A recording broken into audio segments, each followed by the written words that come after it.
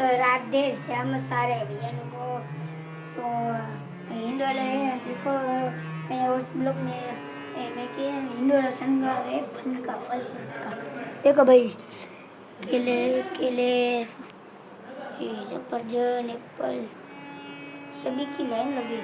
ये व्रत भक्ति है हमारी ये व्रत भक्ति नकरे केले जलदार कहते हैं ना गुजराती में मुझे हिंदी थोड़ी थोड़ी आती है। देखो ऊपर तो ऊपर ऊपर जलदार लगा है। इधर हमारे स्वरूप पधारेंगे इधर महाप्रभु जी है हमारे इधर झूमर लगा है। मैं स्वरूप के आपको दर्शन कराता हूँ।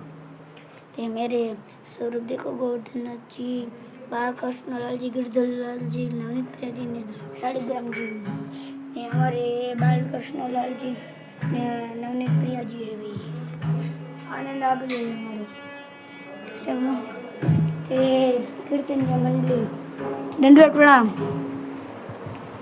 देखो इधर से नहीं होगा कुछ भी तो बच्चे हैं